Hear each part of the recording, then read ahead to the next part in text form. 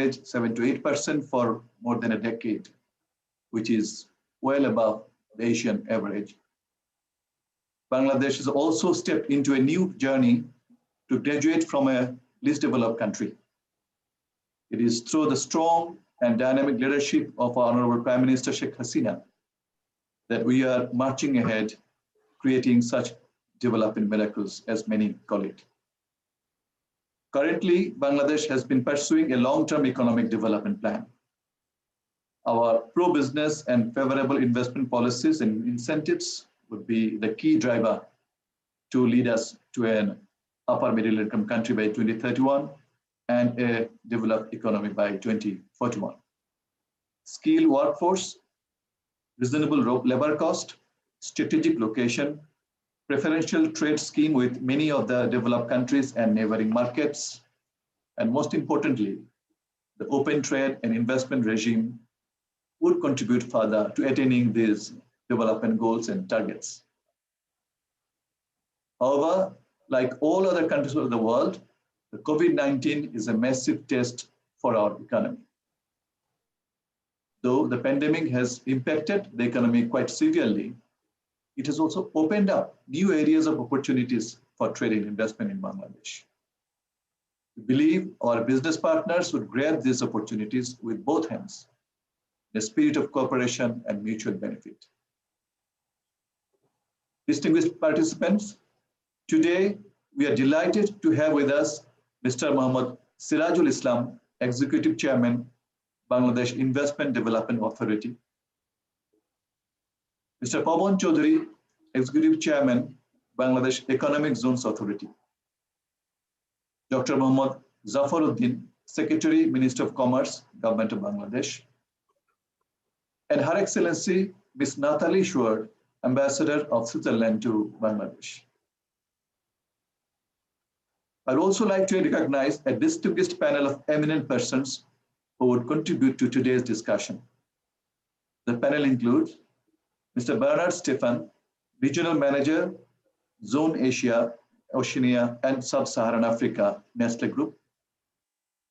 Mr. Julian Weber, CEO, Celis Rocking Software. Mr. Saad Omar Fahim, Director, Clarichem Limited, Agent of Aroma Switzerland, and Mr. Muhammad Abdul Momen, Director, BGMEA. I am further pleased to inform you that Mr. Naqib Khan, President of Switzerland Bangladesh Chamber of Commerce and Industries, is in attendance with us today. He has been very supportive in organizing today's event.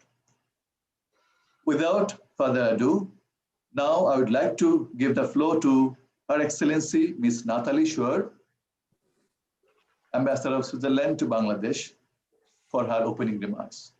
Ambassador, the floor is yours.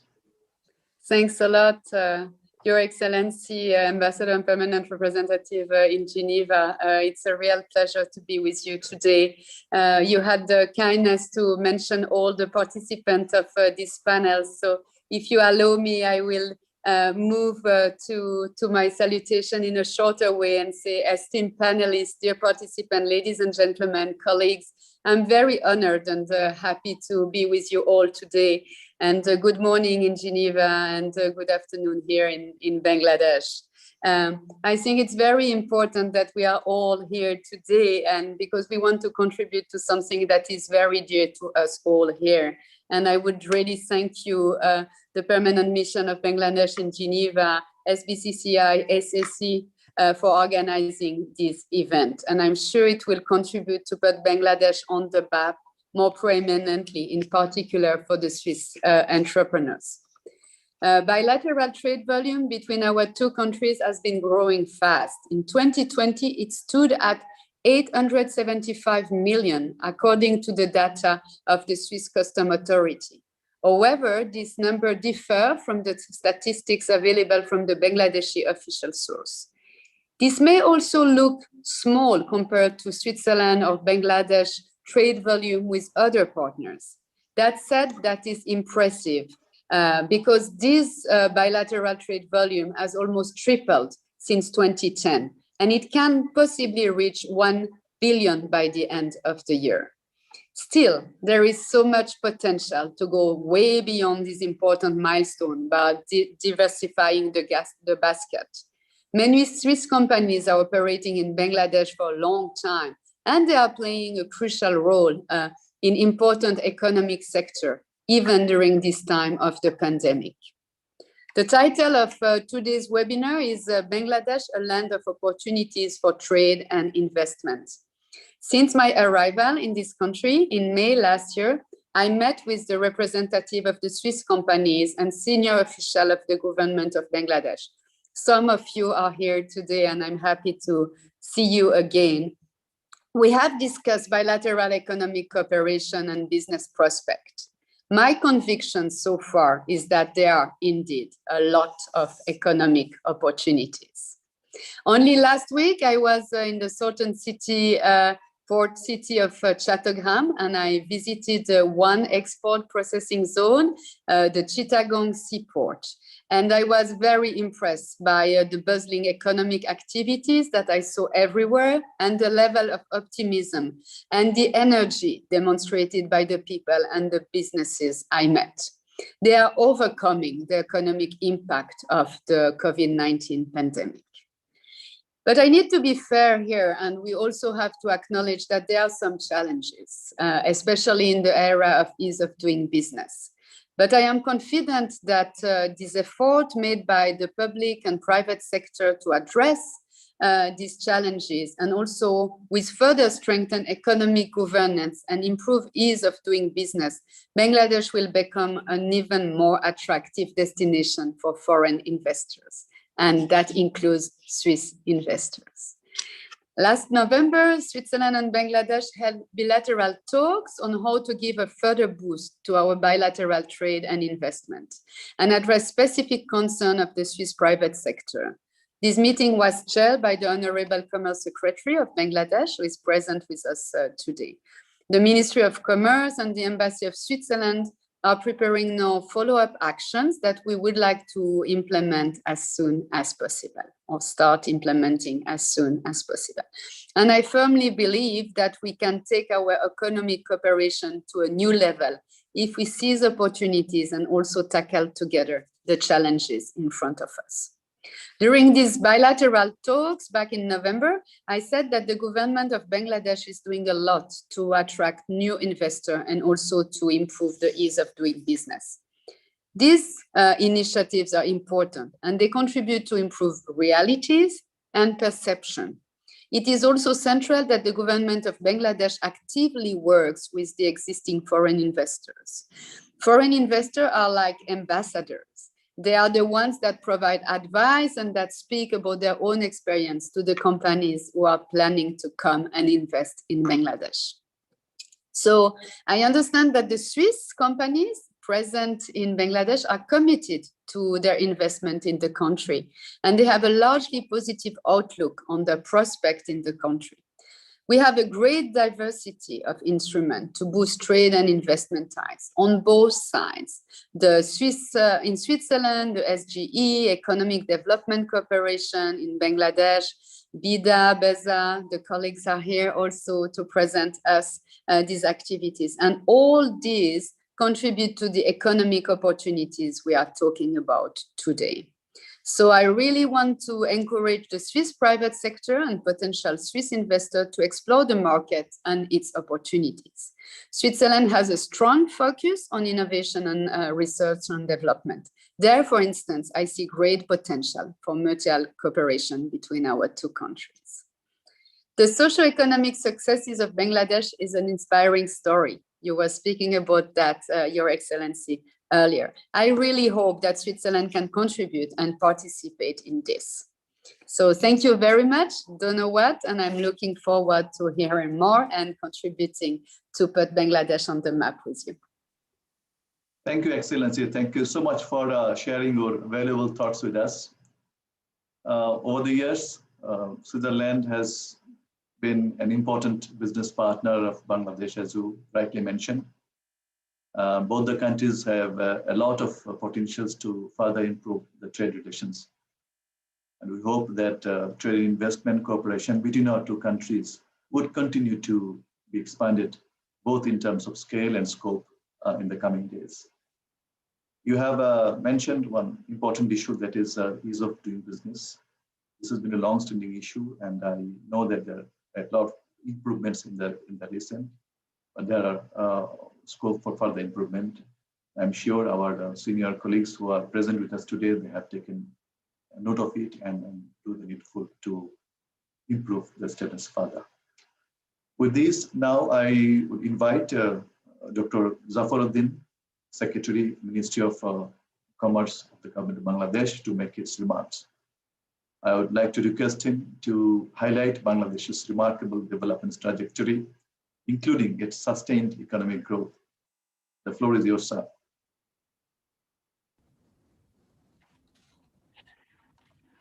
Thank you. Respected Executive Chairman BIDA,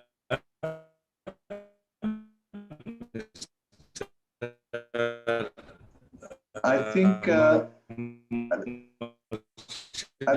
line is not very audible. Could you please start from the beginning? Executive Director of BEJA, Mr. Pavan Chaudhary, my dear Ambassador,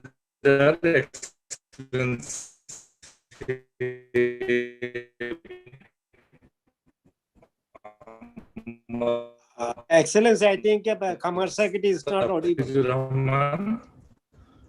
Sir, I can hear you well. Maybe we have problem in the connection. Now you can hear me? Yes, yes, please. Hello, Mustafiz? Yes, I can you hear me sir. now? I can hear you, sir. I can hear you. Can you hear me now? Yes, yes. Hello? Yes, yes, we can hear you. In our part is not. We can hear you. Okay, should I start? Yes, please. Thank you. Okay. Now, okay. I should start. Respected Executive Chairman of BIDA, Mr. Mohammad Shirazul Islam.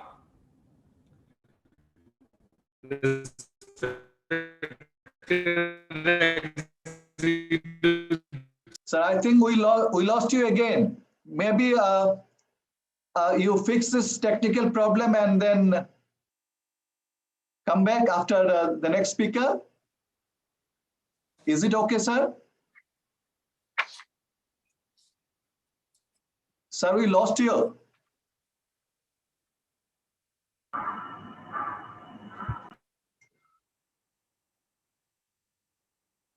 Sir, then we move to the next speaker. It is Mr. Pavan Chaudhary, Executive Chairman, Bangladesh Economic Zones Authority. I would request him to shed some light on some of the key incentives and measures that the government of Bangladesh offers to the foreign investors. The floor is yours, sir. Thank you, Excellency. Excellencies, distinguished guests, ladies and gentlemen, good morning and good afternoon. I would like to thank the organizers of this webinar, especially the Permanent Mission of Bangladesh to Geneva, as well as the members of the Swiss Asian Chamber of Commerce and Switzerland-Bangladesh Chambers of Commerce and Industries for arranging such an important event.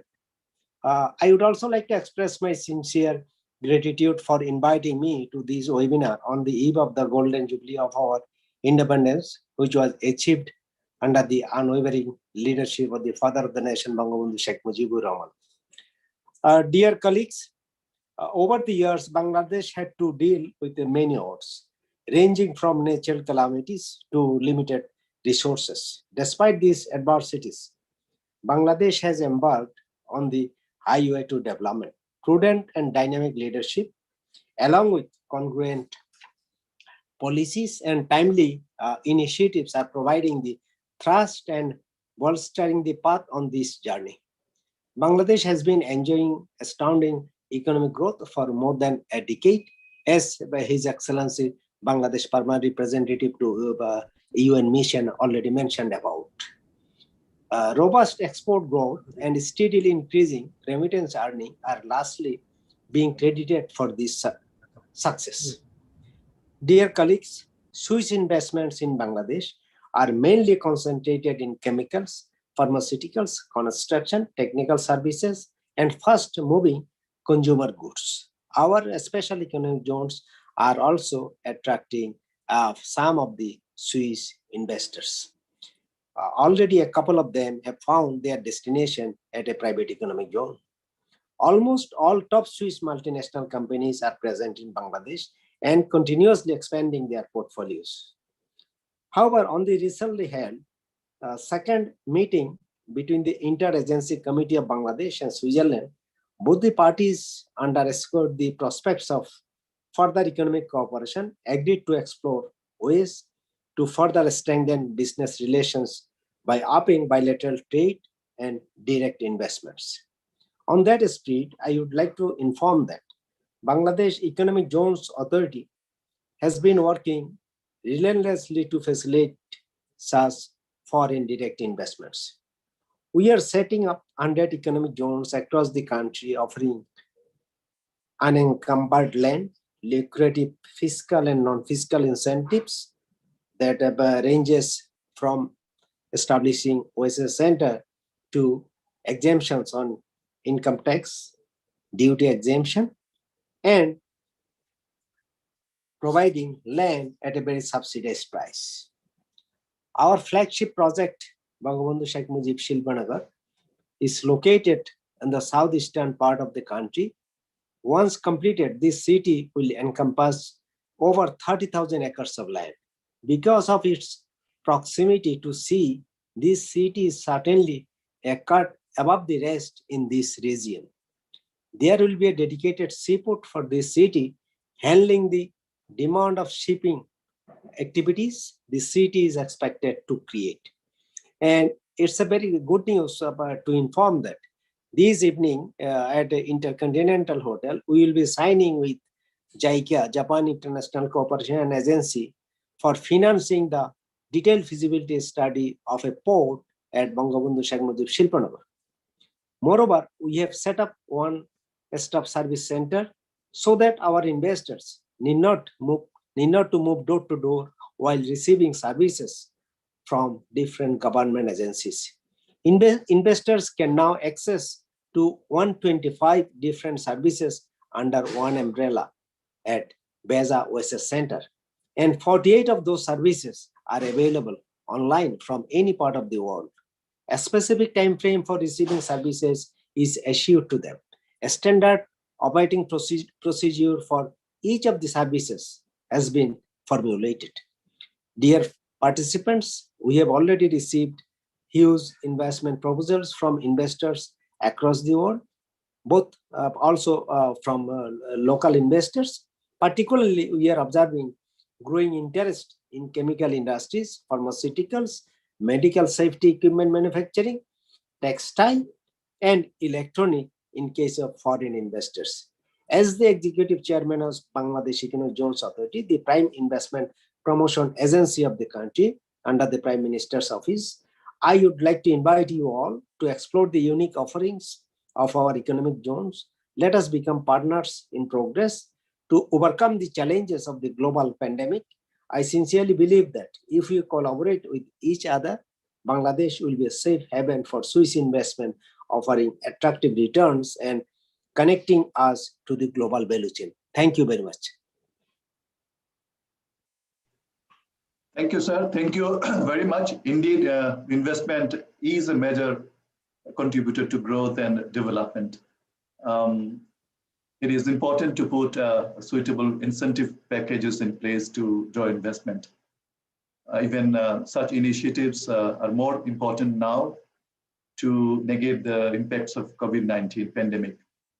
From that point of view, I thank you again for highlighting Bangladesh's incentive packages, including tax waivers and potential investors or investors and duty facilities, and particularly mentioning about the Bangabandhu Eco Park, which is a major project coming up in Bangladesh. Now, may I go back to Dr. Zafaruddin, our Commerce Secretary. Are you ready, sir?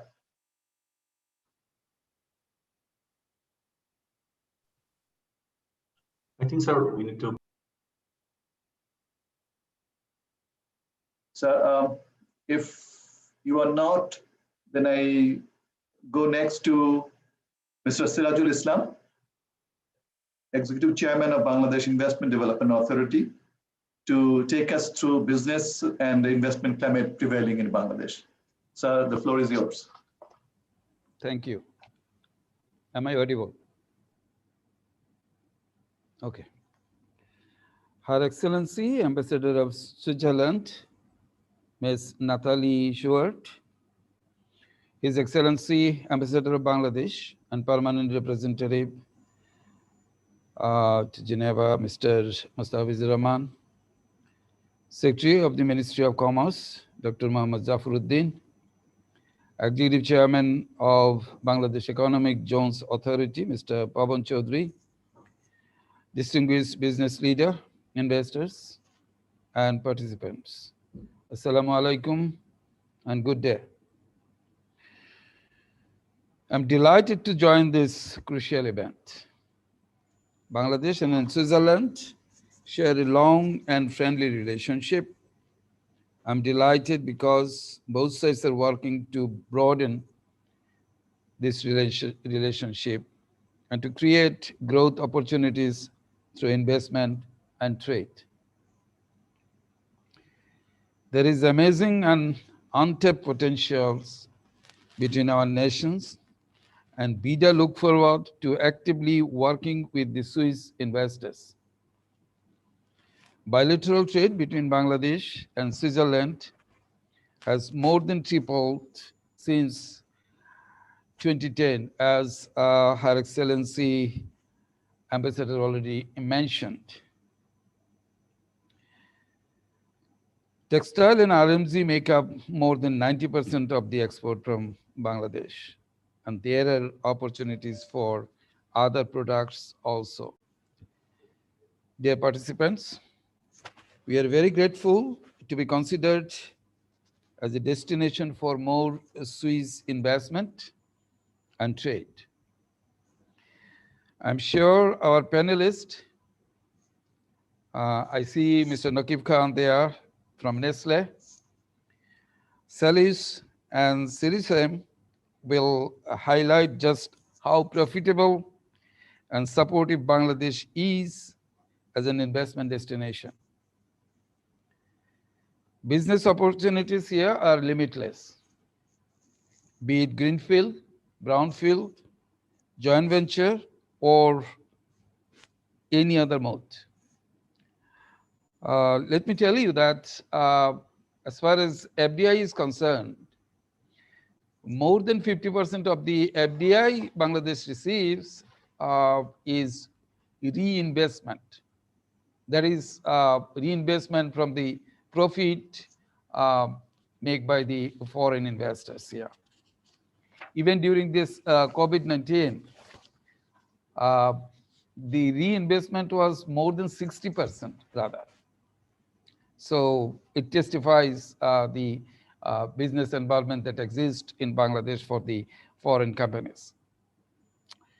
Pharmaceuticals, ICT are examples of fast-growing sectors, and there is large demand for quality and innovative goods and services. Our RMG sector, the second largest in the world, is looking to become more competitive. Agro and food processing presents another very good match for our capacities. There is significant presence of Swiss investment in our food sector, and we want it to increase. Well, allow me to share some features that make Bangladesh very unique as a destination, investment destination.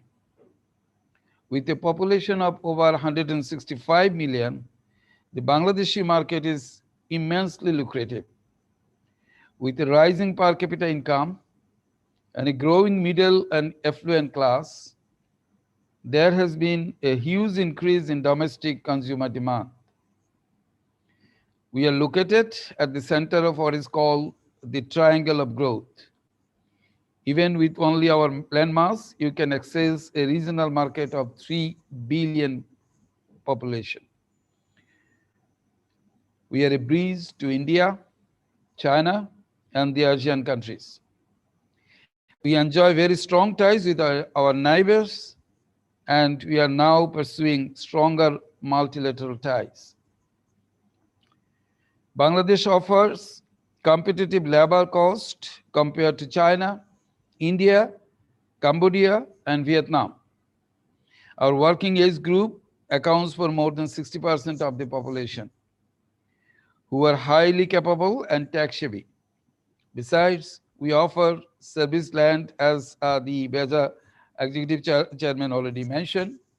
I would like to reiterate that Bangabandhu Shilpa Nagari, that is being developed under the able leadership of our Executive Chairman of BEJA, is going to be a game changer for Bangladesh economy.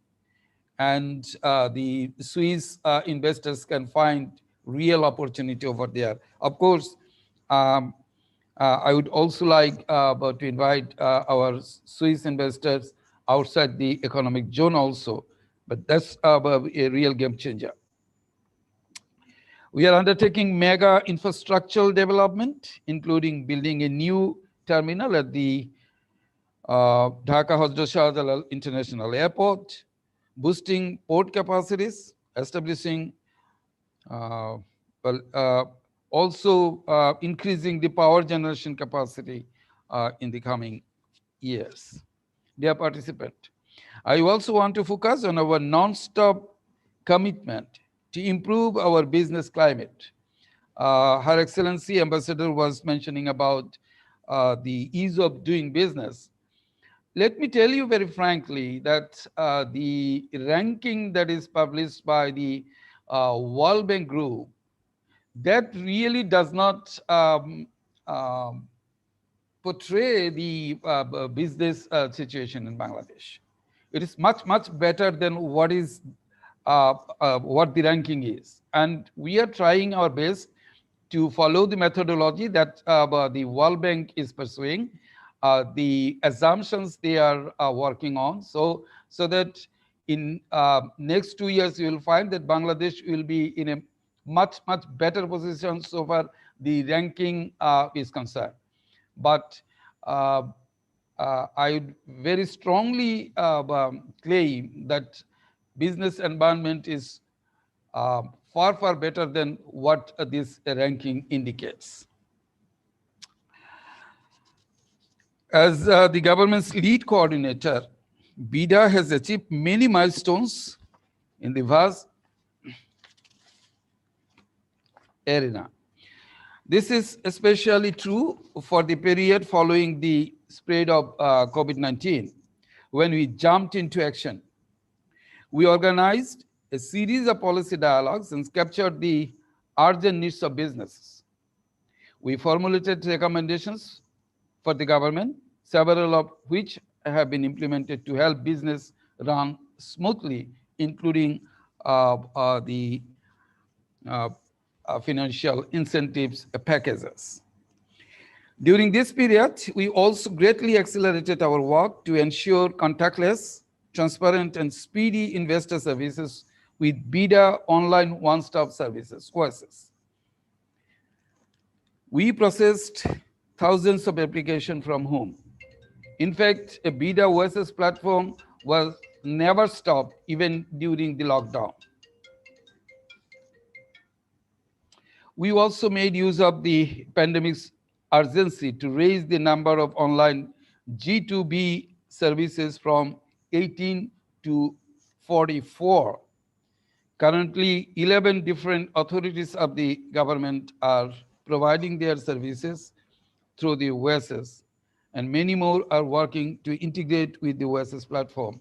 In fact, tomorrow we'll integrate another 3 services to the OSS platform. Tomorrow, the mayor of the Dhaka South City Corporation will launch the trade license service that has been digitalized and integrated with the BIDA OSS portal, because this is very, very important. And following this, the Dhaka North City Corporation will be integrated, as well as Chattogram City Corporation will be integrated with BIDA OSS platform. That will enable our investors and other business people to get the services sitting back at home or from their offices. They don't need to go door to door for the services. We also did not allow the pandemic to stop doing business reforms. Instead, we used this opportunity to achieve landmark reforms. During this period, Bangladesh introduced a fast-track property registration system for company-to-company land transfers, initiated a fast-track process for providing electricity connections, initiated the setting up of dedicated courts for commercial disputes, implemented infrastructural changes of Chattogram Port, finalized the insolvency bill and the secured transaction bill, and so much more. We are also very close to achieving a one process, one fee system in our online OSS. When we will be able to implement this one process, one fee system, 5 to 7 services will be available in one go, which will greatly ease the process of starting a business. We have initiated more than 60 doing business reforms, and of these, we have already implemented 40 reforms, and the remaining will be achieved within the coming months. Dear participants, before I conclude, I will make an announcement. I'm delighted to let you know that BIDA, in partnership with its fellow investment promotion agencies, will host an international investment summit in Dhaka this year. This is part of the program we have undertaken to observe the birth centennial of our father of the nation, Bangabandhu Sheikh Mujibur Rahman. We invite Swiss businesses to participate in this event that will be joined by the Honorable Prime Minister Sheikh Hasina. Investors who will use this opportunity to enter our market will be provided fast-tracked facilities. So I hope you will take advantage of our limitless opportunities, our high corporate profitability, and our business-friendly policies. If you need any support, our doors at BIDA are always open. I will again thank the host and participant for this great initiative. I thank you. Thank you, sir. Thank you for informing us how the government of Bangladesh is facilitating the investors by providing fast and quality investment services and investment-friendly environment, and also for updating us with the newer measures that has been taken to help business. We also are happy to learn that an investment summit will be held in Dhaka, and I hope that many foreign investors would be joining this event. You mentioned about one interesting fact, that is that lots of the new investments are reinvestment from profits. So I think it should encourage other investors to invest more in Bangladesh and also take advantage of the expanding domestic market with a growing middle income, growing middle class. Thank you, sir. I would once again try to get Dr. Zafaruddin, Commerce Secretary, if he's ready or if he can get connected. This is the problem with technology. Sometimes, at the very bad time, they get these disturbances. If I don't hear, then I will move to the second segment of today's webinar. Sir, can you hear me, sir? Jafar sir, can you hear me? So I don't think that is the case. So I will move on. With this, the first segment of today's event comes to an end. And I will be ready to give the floor to Zafar sir whenever he is able to connect us. Without much ado, let us proceed with the panel discussion. In this part, we will basically hear from the eminent panelists about their business experiences in Bangladesh accrued over the years. Our first panelist is Mr. Bernard Stephan. He is the regional manager of Nestle, Zone Asia, Oceania, and Sub-Saharan Africa. I give the floor to Mr. Stephan to share with us the Nestle's business and investment journey in Bangladesh. It has been quite long, I must say. So, Mr. Stephan, the floor is yours. Thank you very much, Your Excellency. Your Excellencies, dear members of the Chamber of Commerce, ladies and gentlemen, it's really great to be with you today. Being in Bangladesh, of course, we all would love to be there in person, but the current situation does not allow that. But I think it is a wonderful opportunity for organizing this webinar and talking about Bangladesh and really opportunities for the future. As Your Excellency, as you pointed out, as Nestle, we have a long history in the country of Bangladesh. We started first as a joint venture in the early 1990s. And since 1998, Nestle has been owning the business 100%, operating basically across three main areas with operations in manufacturing, where we have a factory. Then we have some repacking operations. And of course, we also have a certain amount of importing finished goods and product to the country. And clearly, we have been growing very continuously and also investing regularly to cater for the consumer needs and to ensure that we offer the Bangladeshi consumers nutritious, healthy products that are extremely important. So now today, after a history of over 25 years, where are we? As a company, we have a revenue of about 180 million Swiss francs last year. As I said, we have one plant. And in total, if you look at the direct and indirect people who work with us, we have about 5,000 employees in the country. What is really important for us is seeing long-term opportunities. And this is where we think profitable growth is extremely important to drive this journey forward. What makes us very proud, for the last 5 years, we have been the highest taxpayer in the segment of food and beverage in the country of Bangladesh. So we have contributed serious amounts to the government. And when you look at what categories we operate in today, there is food, which is mainly our Maggi noodle business. Then we have various sorts of beverages, coffee, for example, Nescafe. We have a lot of dairy, breakfast cereals, chocolate confectionery, and of course also very important baby food and infant formula that we operate in. And basically, last year, we have invested around 20 million Swiss francs in the country of Bangladesh. So you see, we continue to invest here. I think what really makes Bangladesh exciting is the future prospects. It's a big country with a large population, and we really foresee a great future for Bangladesh. And as I mentioned, we are there for the long term.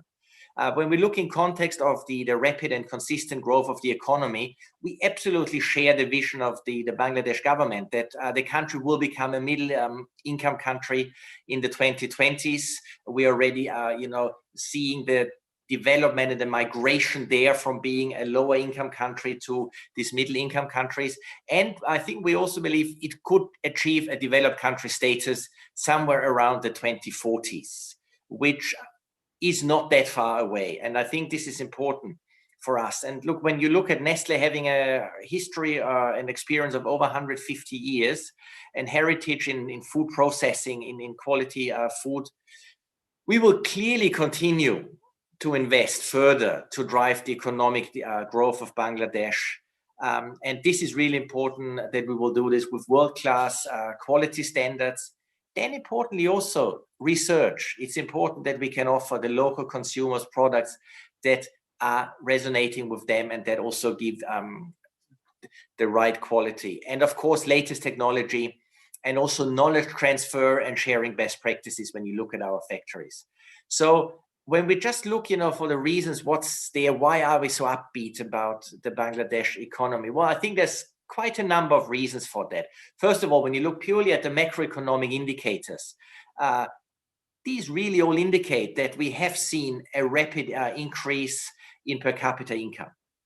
And this, I think, is extremely important for any country, that the people who live there, they move up the ladder and they are able to afford additional products, additional services. And we have seen a rise over the last few years up to a much higher ranking, and again, believe that in the next few years this will continue, which of course is seen, and some of my fellow panelists and speakers have already talked about that. We have seen this consistent GDP growth in Bangladesh, the fastest growing economy in Southeast Asia, which I think again shows the potential we've seen there. We do have a favorable economic and human development index, and we've really demographic dividends that we see, and I think this is important. It's sizable.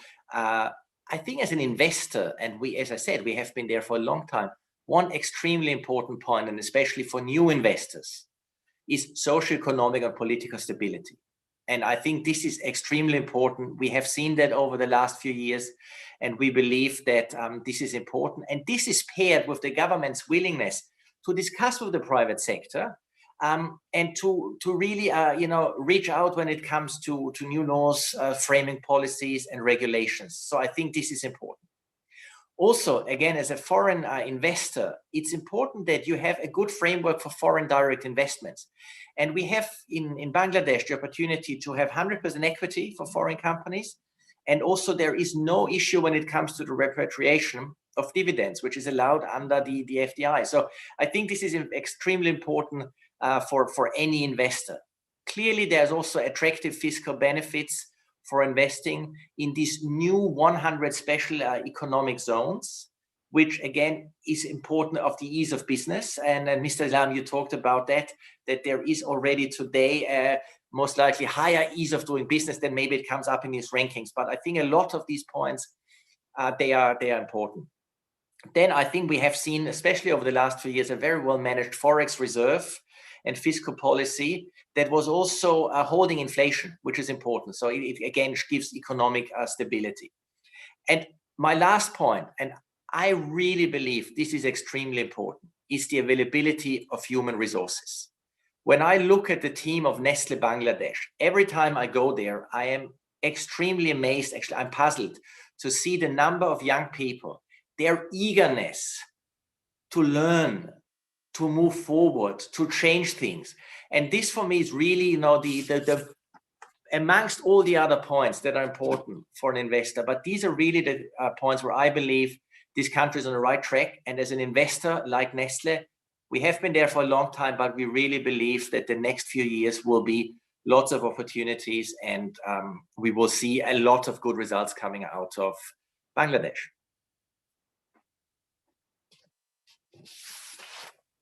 Thank you. Thank you, Mr. Stefan, for your encouraging words about our economy and the potentials. It means a lot having such positive impression from a foreign investor and business entities like Nestlé. It is also good to hear that Nestlé continue to contribute to Bangladesh's economy, particularly in agricultural and food processing sectors, including through creating opportunities for employment for Bangladeshis there. We hope that as a leading multinational company, Nestlé would further increase its investment and expand its business horizons in Bangladesh. With this, now I move on to the next panelist, Mr. Julian Weber, CEO of Salis. I would request him to share with us their business experiences in IT sector, another promising sector for Bangladesh. Mr. Weber, The floor is yours.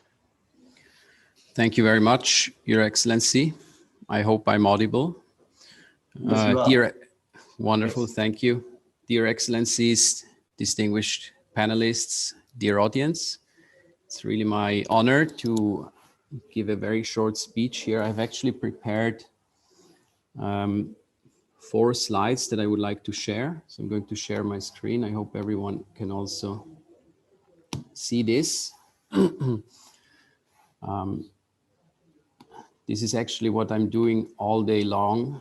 So it's the nature of our business to have these kind of online meetings continuously. I mean, we are a complete digital company. We're basically, the reason for our existence is pretty much owed to the internet. I keep saying that we're actually an internet-enabled company.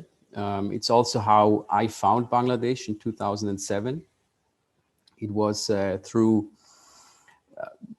one of those freelancing platforms. I think many of you have heard of this. Bangladesh has a huge population of young talent distributed across the country, not just in the cities, like everywhere, sitting in their homes and doing digital work for e-commerce companies, for social media companies, engineering works across the world. So this is basically how I first became aware of Bangladesh in 2007. 2010 was when when I came to Bangladesh and actually started the business. I did not have a single employee back then. It was just myself running the business. I'm just briefly checking. I got a message. Seems that I'm audible. Okay, good. Sorry, just going back. So yes, so who are we? So we are Celis, in business for 10 years now. This year is our anniversary. It's also it's a fantastic year for us, actually. We're going to celebrate this as well. We have 400 employees in the meantime. And as I mentioned, completely started out of Bangladesh. Still 70% of the workforce is in Bangladesh. So we have sort of created jobs across the globe with Bangladesh, you could say. We are in the business of designing, developing, and operating digital platforms for companies in food and retail, financial services, telecommunications, mobility, logistics, human and resources. You see this on the right-hand side here. I'm not going to go too much into details. I mean, I'm always open, obviously, for requests and questions about the business, the way we do our business. It's to some degree, it's a product business where we develop pre-existing components that are then utilized in various business cases. In other areas, it's also just a service that we provide. Several of the biggest European multinationals are actually our customers. So why Bangladesh? What is so exciting? We have heard it from the gentleman from Nestle, Mr. Bernhard, before. The great opportunity that Bangladesh provides to a technology firm or to someone who is in I think, the new area of business is the massive amount of, or the large numbers of young talent. You see a few pictures here from our office, which is located in Dhanmondi, in the south of Dhaka. This is really the key, the talent, and it's why we are here. So since the population is so young, I think below 27 years in average, as a company, you have the ability to develop your workforce. It's not like you're getting pre-existing mindsets or you have to break through existing structures. You can really develop your workforce towards how we work today, how we're globally connected, working from home. For example, now during COVID, we have moved everything to home office. It's not a problem for us at all. We are as productive. We hired even net 80 people. So at the beginning of last year, we were 220 in Bangladesh. We hired net 80 during the COVID year. So I think that speaks for itself. So you can develop these workforce, train them. They're hungry, they're eager to learn, and they're very innovative. You can get innovation out of a young crowd. And at the same time, there's constantly emerging opportunities while you're operating in Bangladesh. And then obviously the very most important thing for us, and this is something that I keep telling to the regulators, the government, make sure we have cheap internet and we have maximum bandwidth and we have internet and electricity throughout. And this is something that has also improved drastically over the last 10 years. When I started, I had to set up my own generators around our office and make sure that we could always be online. This was a big hassle and very expensive. Nowadays, this is actually not required anymore. I mean, first of all, there's good business infrastructure. So there are big commercial buildings that offer the full service. But then there is also much better availability of electricity. These are on the left-hand side, these are a few of the universities that we recruit from. Very strong one is obviously IBA of the University of Dhaka. The business institutions, very strong business talent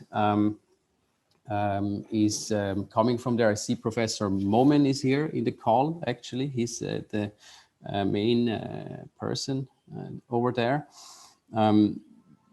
Then these are other universities. This one is very interesting. This Shahjalal University of Science and Technology in Sylhet. It's far in the north, has very strong technology talent.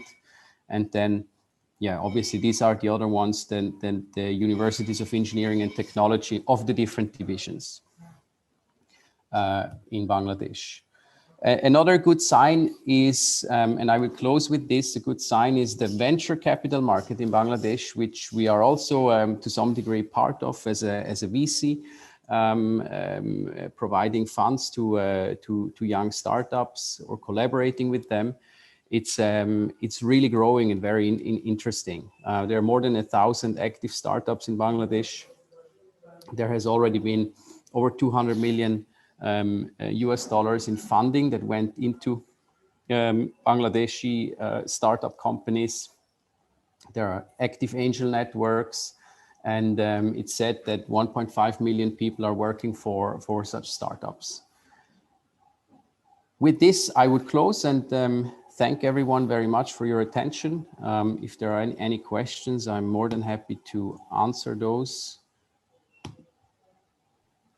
I'm going to stop my sharing. Thank you. Thank you very much, Mr. Weber. Somebody who is mostly based in Dhaka and involved in IT business, it is quite quite good and appreciated. I am actually located in Dhaka, so this is not my real office in the background. So that's why I was a bit confused. So I didn't mention that you are based in Dhaka. I said mostly. I know you've been coming to Dhaka. Anyway. Yes. No, I live in Bangladesh. I'm married in Bangladesh, so I'm fully located here. So I'm almost. I actually also hope that I can get the Bangladeshi citizenship at some point in the near future. Thank you. We will support you on that. Thank you. Fantastic. Thanks. And indeed, as you said, Bangladesh is quickly moving to a high-value knowledge intensive society with a fastest-growing IT sector. Now, digital Bangladesh is visible to the world, as it is, as you have rightly said. We are building strong IT infrastructure in the country. We are producing top-level programmers and IT professionals. And therefore, it is high time for the global IT companies like Celis to give a closer look at our flourishing IT industry and reap the benefits through making investment in this sector and encourage others also to come and join you. Our next panelist is Mr. Saad Muhammad Fahim, Director, Clarichem and Agent of Aroma Switzerland. He is also the Secretary General of Switzerland Bangladesh Chamber of Commerce. I'd like to request Mr. Saad to share with us his experience in importing Swiss products into Bangladesh. So, Mr. Saad, the floor is yours. Thank you, Your Excellency. So, good morning to everyone who are now in Switzerland, and good afternoon to the one who are now in Bangladesh. So, let me introduce myself. My name is Saad. I work as the Secretary General of the Switzerland Bangladesh Chamber of Commerce. At the same time, I do work as the agent for a Swiss textile specialty chemical company named Archroma. So I would love to share some slides with you. So please allow me. Right.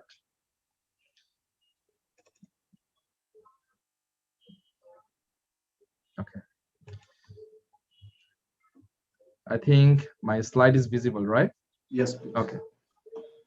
So today I will briefly cover two topics, and what is SBCCI, and second topic is how the Swiss exporters can strategically collaborate with a local partner and do great business development together. I have my details with here. I have also mentioned my email ID. If you have further any inquiry, you can just send me a formal mail. We'll be very happy to facilitate this. Okay. So our Switzerland Bangladesh Chamber is basically consists of two groups. One is investor side and other from the agent side. And we registered back in 2004 as a business forum, but eventually the chamber has grown. Now we have around 45 members. And our Excellency just mentioned our bilateral trade has crossed more than $850 million Swiss franc. So companies like we have in our board, we have companies like Nestle, Novartis, then these Roche Pharmaceuticals. These are global giant companies. Also, we have companies like Holcim, Syngenta, ABB. So these are very well-renowned companies. On the other hand, the agent groups like me, we do represent different Swiss companies. They are in textile, they're in machineries, they're in pharmaceutical products, they're importing Swiss like chocolates and so many stuffs. So we are located, our chamber office is located at Gulshan, and our key role is to facilitate Swiss trade, Swiss and Bangladesh investment among the both countries. So we also help to connect with the different government officials and agencies like this BEDA, PESA, and the Commerce Ministry. So when the foreign investors come to Bangladesh, SBCCI can be the key contact point to facilitate further their valuable investment in Bangladesh. At this point of time, I would like to highlight these slides. So as you can see, Switzerland, they export over $320 billion, which is amazing, at 10 times what Bangladesh does, but Bangladesh export also growing. And Switzerland being a highly specialized country, they are really world leader in many areas. Just I mentioned the two companies that always rank among the top 5 in the world in pharmaceuticals, Novartis and Roche Pharmaceuticals. They are based in Switzerland. And as you can see in these slides, Switzerland's top 10 exports, they are pharmaceuticals. Number 2 is very interesting. The gems and precious metals, $86 billion. That is 2020 data. And Bangladesh imports so many golds from mostly from the Middle East countries and other continents. But you'll be surprised to know Switzerland is also one of the world's largest gold exporting countries, exporting more than $60 billion. So in many other areas, I see opportunities like these high-end machineries, Swiss watches, then electrical machineries, these also these Swiss cheese and chocolates, Swiss foods are world famous, and Swiss exports can look into the opportunity to expand their businesses in Bangladesh. So I will move to the next slide and give an example. Okay. I myself working as the director of a company named Clarichem. So Clarichem, this is the team I run. We are basically, Clarichem is basically started as the technical service provider of the Switzerland-based specialty textile chemical company Clariant back in 2011. And back in 2013, they have spin off their textile part and to a private equity group, and it became Archroma. And Archroma later acquired the textile part of BASF Germany, and eventually Archroma became one of the largest supplier of textile chemical market globally. And we are also probably the largest supplier for the textile chemical market at this point of time. So Clarichem Limited provide a complete fiber to finish textile chemical range for the Bangladesh market. As you know, Bangladesh is the second largest textile exporting country in the world. So, but we do not produce many textile pipe like ingredients and value chain products like the textile machineries. These are all imported. Cottons, these are imported. Textile chemicals, mostly imported. So that is where Swiss exporters can get the benefit. And like I can mention one industry in the spinning industry of Bangladesh, the top supplier is a Swiss company named Ritter, and they're also very much world-renowned in this field. So like in the chemical industry, Archroma is doing really good. They are having probably the largest market share in Bangladesh. So when we started back in 2011, initially we were just the technical service provider, but eventually Archroma Switzerland, they hand over these sales responsibilities, supply chain responsibilities, and at the same time we are also looking after and maintaining their local stock in Bangladesh. We started 10 years back with an annual revenue of less than $20 million Swiss franc. But last year, we have crossed around $60 million Swiss franc. And if everything goes well, the turnover will be more than 75 million turnover this year. So Clarichem, we are regularly supplying to more than 300 textile export-oriented factories. And we are also doing a lot of development programs with the global buyers like H&M, Zara, or Inditex Group, and Marks and Spencer, and so many world-renowned retailers, including IKEA and many more. So,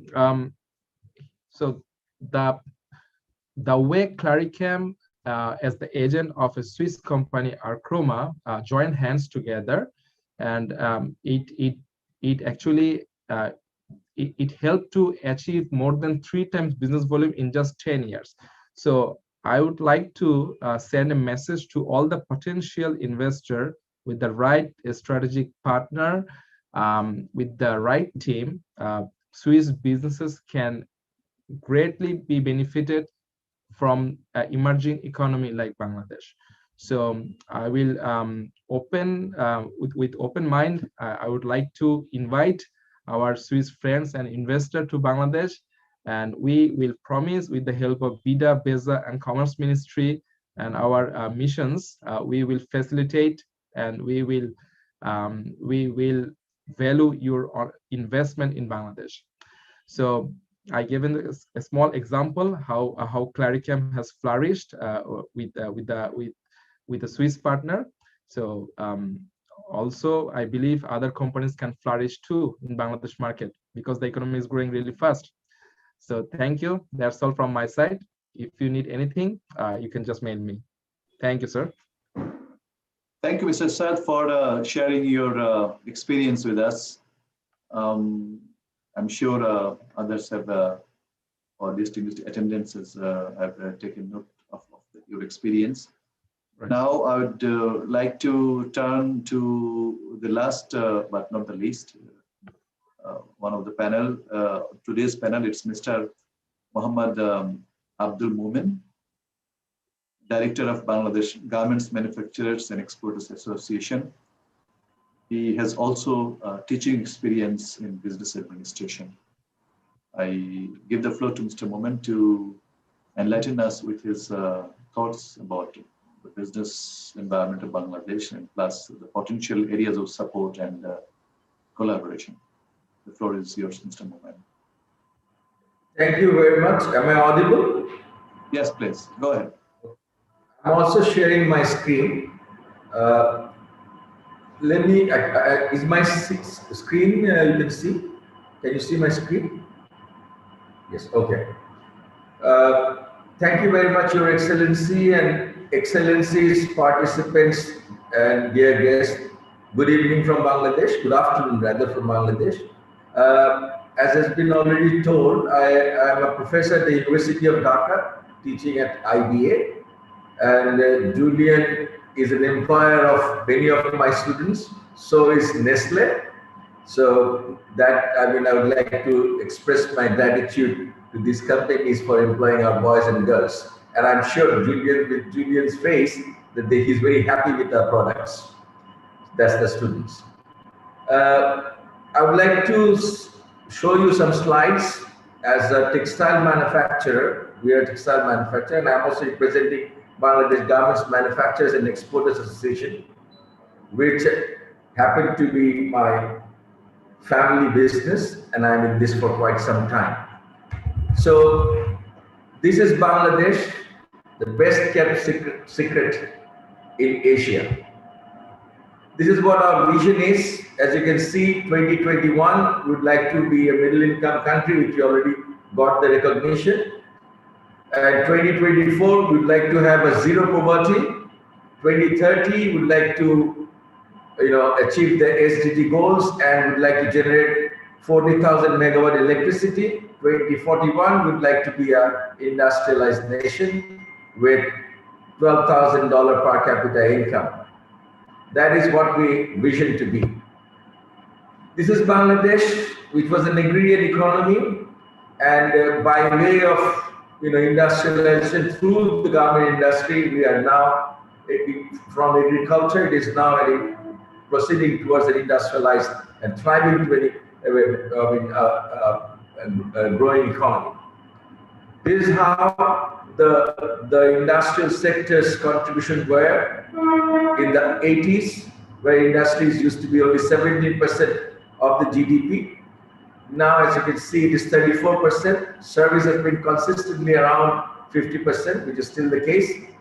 It doesn't mean that we are not producing less of agricultural produce, but the economic size has grown up such big that even after feeding, I mean, we have increased our agricultural production many-fold, but industry has taken over. That's why we see growing industrial base evolving in Bangladesh.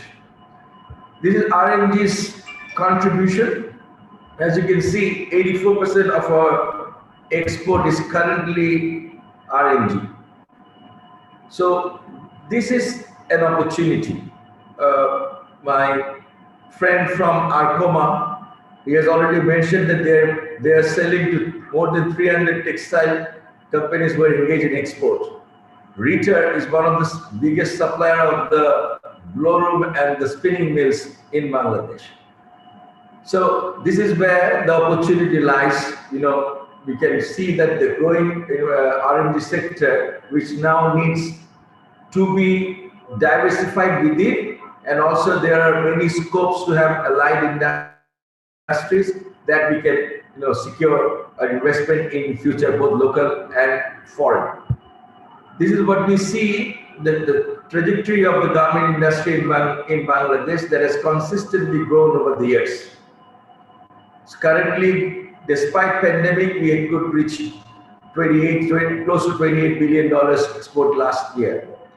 And we presume that this year, if the pandemic is a little bit under control in the West, surely we will going to cross over this mark, and we're going to go back to our trajectory that we were having in the last couple of decades.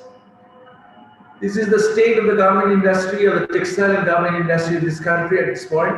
almost 2,500 clothing factories. Current export investment is more than $20 billion. We export to 167 countries, 4.1 million people working here, 433 spinning mills. These are big export-related spinning mills, 809 textile mills. Almost 99% of our accessories that we need for R&D is produced locally. The current export, despite COVID, was $28 billion. This is the future. We are already known to be a very sustainable country because we have our production facilities are the safest, inspected by the local and international experts in the fire, structure, and electrical safety area. Our worker rights have been improved significantly and being monitored to maintain the compliances. There has been a paradigm shift to green industrialization, and future would be innovation, diversification, and usage of fourth industrial revolution tools and techniques. We have a local watchdog, which is RSC, R&D Sustainability Council, an independent national safety, compliance, and sustainability organization monitoring the R&D industry. This is our green certified companies. We have 135 US GBC certified companies. 39 of them are platinum, 84 gold, and 10 silver. And the 6 out of the world's top garment factories are located in Bangladesh. These are the opportunities. WTO in 2019 positioned Bangladesh as the second largest exporter in clothing, securing 6.8% share of the global market. The share has increased consistently in the last 15 years. That is from 2.47 in 2005. And there's opportunities to further penetrate in the global market, which requires different strategic approach. So as you can see, the other countries who are competing with us, Bangladesh, Vietnam, India, Turkey, and Indonesia. This is what we should have as our priority. We need to increase efficiency. We need to diversify our product basket. We need to modernize. So that is how we can have partnership with countries like Switzerland to help us achieve all of these goals in the future. This is how the snapshot of bilateral trade has been. As we talked about, I think I should skip them. This is how these were. Because since, these are our product basket currently, exported to Switzerland. So far, not a very significant portion of our export going there, but there are a lot of opportunities, potential areas of collaboration.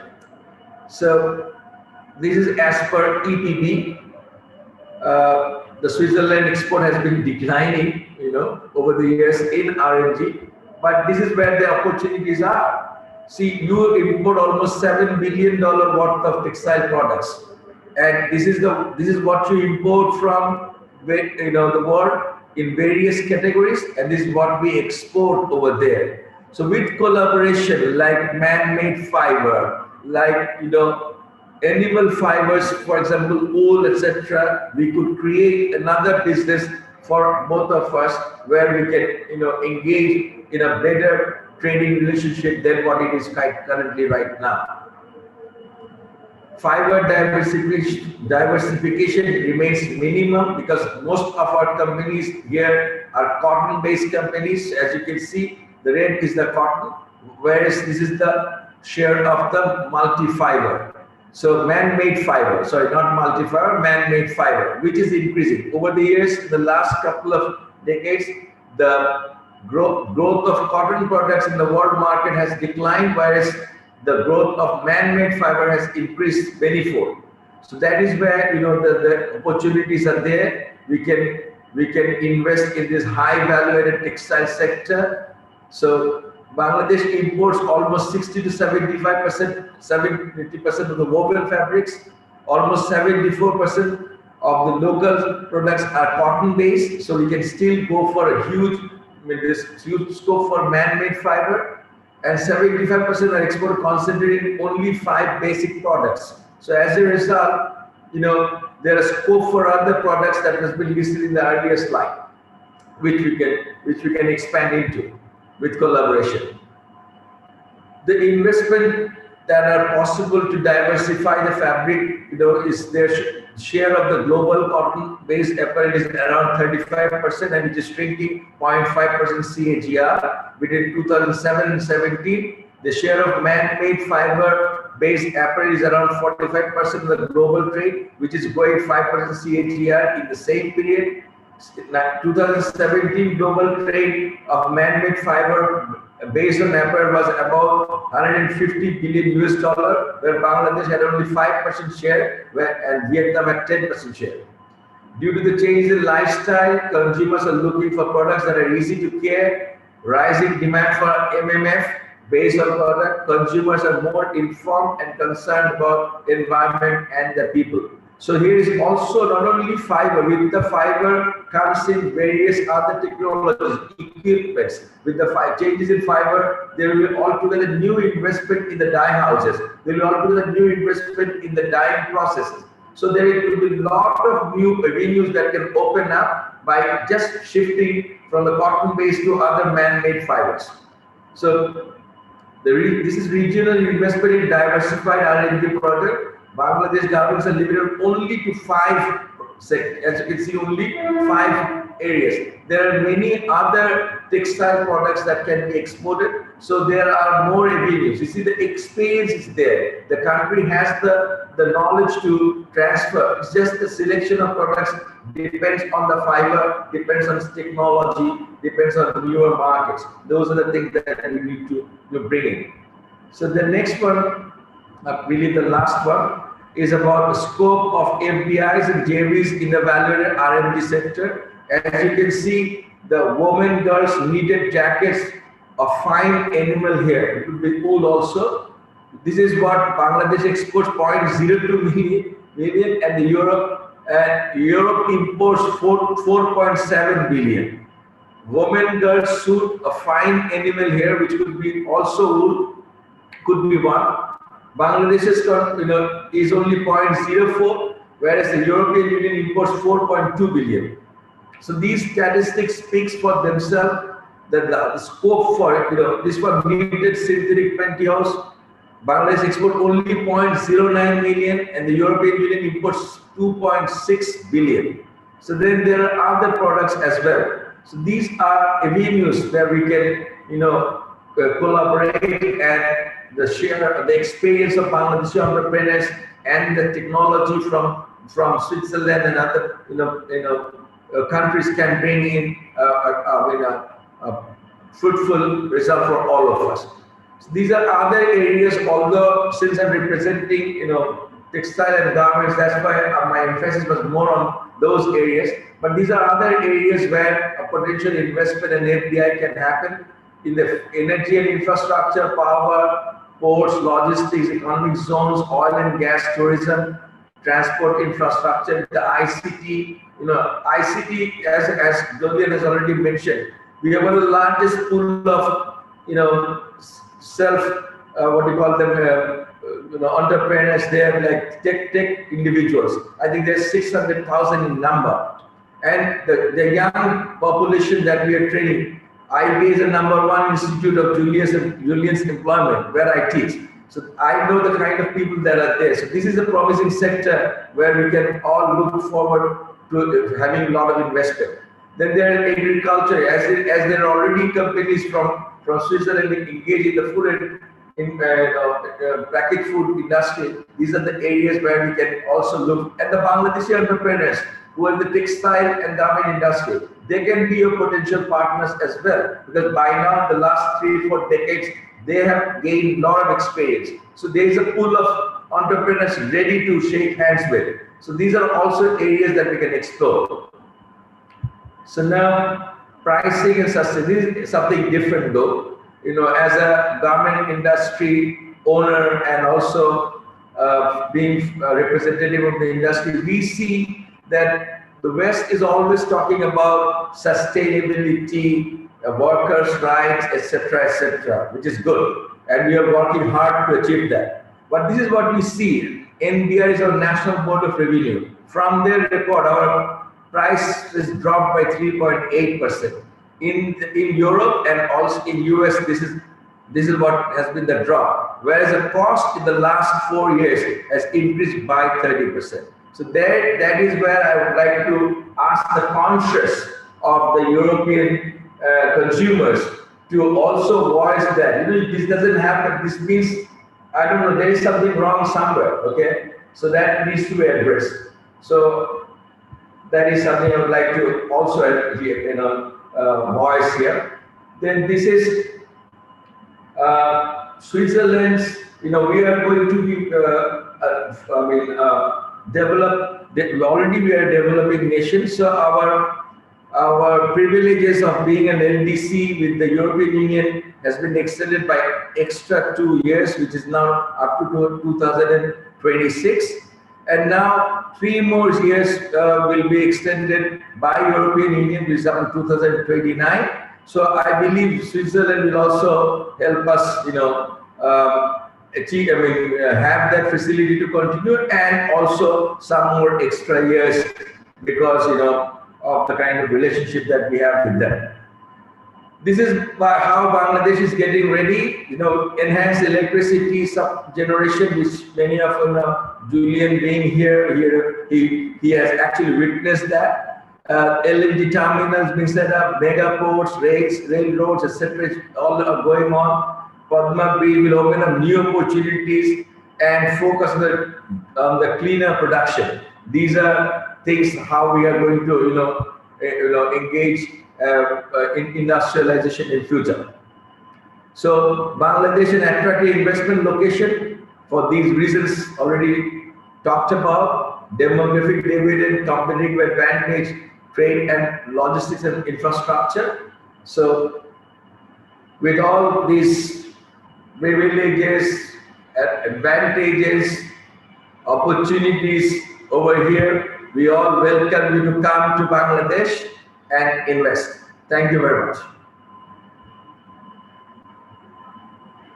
Thank you very much, Mr. Momen, for highlighting several important dimensions of doing business in Bangladesh, and also for informing us about the potential sectors of investment.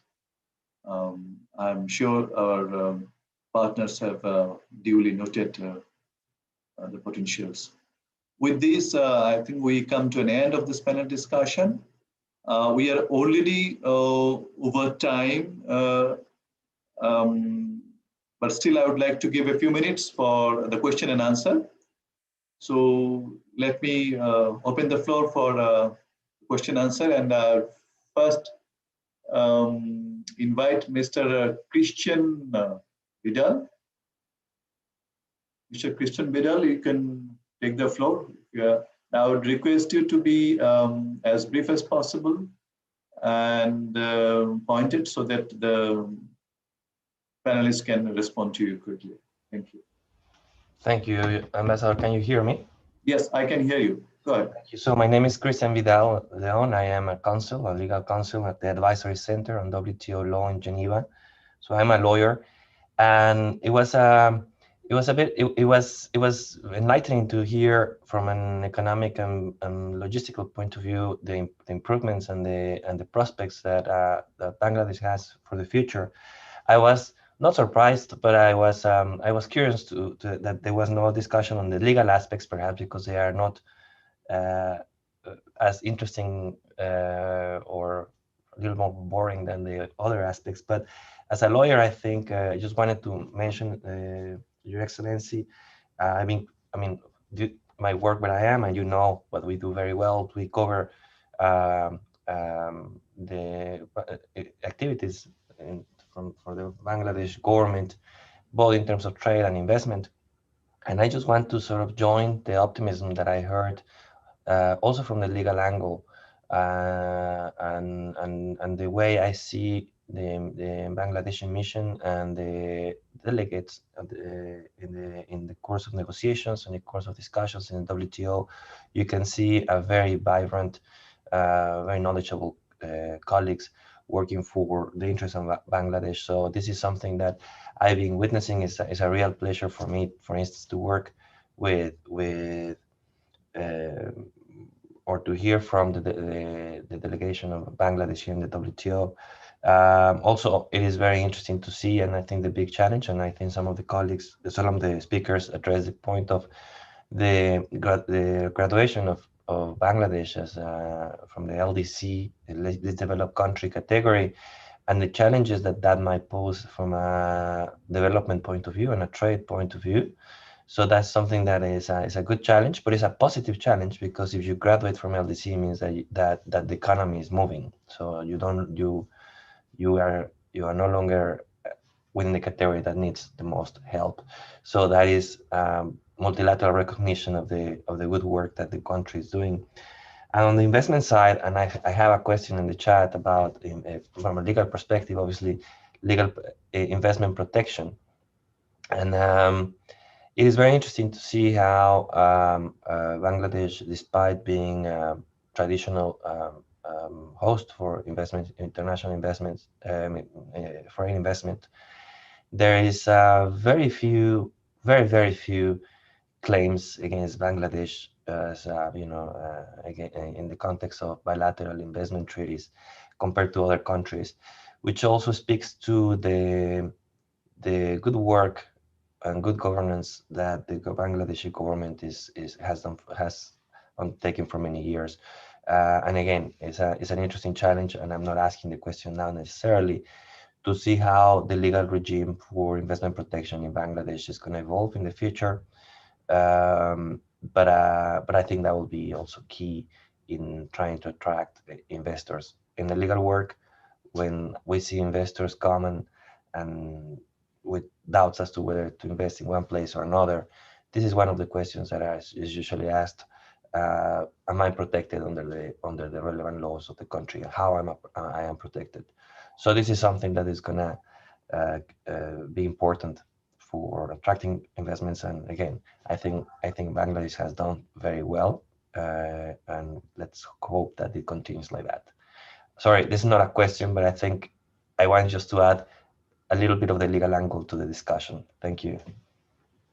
Thank you, Mr. Vidal, and thanks for your comment. And I also see that one of the questions has been answered in the chat box and Q&A. I'm sure you have taken note of that.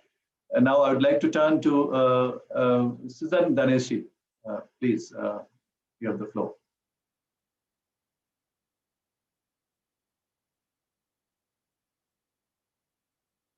Suzanne Danesi, you have to unmute. Yes. You have me now? Go ahead. Yes. Can you hear me? Okay. I just want to make it very brief. I want, first of all, thank my friend, the Pakistani ambassador, His Excellency Mr. Warish, who introduced me to the Pakistani ambassador in Geneva. And within under a week, Mr. Kabir contacted me, and I am the newest person, I think, in this relationship. It means that it's less than a year. And my positive points about working with Bangladesh is that I want to briefly tell you that we are, Aplimed is a medical company in Switzerland and also have a sterilization plant.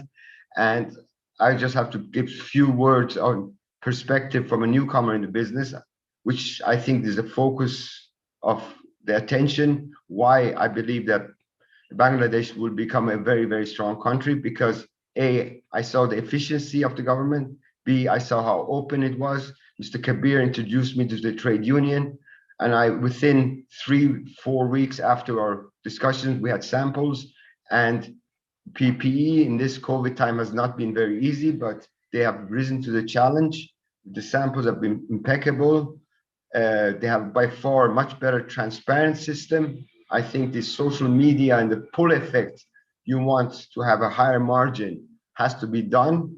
There is some issues of recycling you have to look at. However, I think the team is there, the country is there, the knowledge is there. And if more raw materials are produced that you can compete against a big competitor like China, I think many, many countries, both Europeans and Americans, would prefer to buy from Bangladesh because of communication, because of reliability, investment, and so forth. So for that, I think it was a fantastic venture. I thank you and wish you all the best of luck. Thank you, Mr. Danesi. It was really helpful. Dear attendants, we are absolutely over our time, and I really want to go back to our panel. But I would urge, we have a few more hands raised. I would request, if you have 30 seconds each, I can give you the floor. Otherwise, I have to go back to the panel. Mr. Santosh Kumar Nath, if you have something very specific, please, in 30 seconds.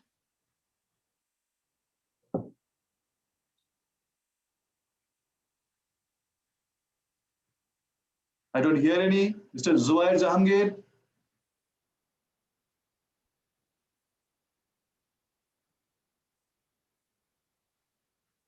Please, in 30 seconds, if you have anything to add. Mr. I'm sorry, I can't hear you. So I'd like to go back to the panelists. If you have any further to add to the questions and comments raised from the floor. So you just raise your hand, and then please, you can anytime unmute and respond, one of our panelists. Maybe our chamber president, Mr. Naqib Khan, can add his closing remarks. Sure, please, Mr. Khan, you can take the floor. Thank you very much, Excellencies, and all the panelists, all the guests, distinguished guests. First of all, thank you very much for arranging such kind of webinar. It's very much required for Bangladesh at this point in time, because we're in the highway of progressing well. And what we see that we have a lot of opportunities in Bangladesh that already discussed about all the panelists. So we urge all the probable investors of Switzerland to come to Bangladesh. So I just invite you to come to Bangladesh. This is a big opportunity for everyone here, and we'll support all over to you anytime, anyway. Thank you so much. Thank you. Anything to add from any of the panelists? If not, then thank you very much. This brings us to the end of our program today. Before I conclude, once again, I would like to thank the speakers and distinguished panelists for their valuable time and contribution. My sincere gratitude goes to the Switzerland Bangladesh Chamber of Commerce and Industries for sponsoring the event. I also thank the Swiss Asia Chamber of Commerce for its all-out support, including through extending invitation to potential Swiss businesses and investors for this event. I especially thank my first secretary, Alamgir, for his relentless efforts to organize this event. This is the first organization. I think he will do much better in future. Lastly, I thank you all for joining us today. With this, I call the webinar to a close. Thank you, stay safe, take care, and goodbye. Thank you. Thank you, Excellency. Thank you. Thank you, Thank you, Excellency. Thank you, Excellency. Thank If you. you Bye allow bye, me, I want everyone. to, Excellency, if you allow, I want to take a group photo of all of you for our press release. Could you?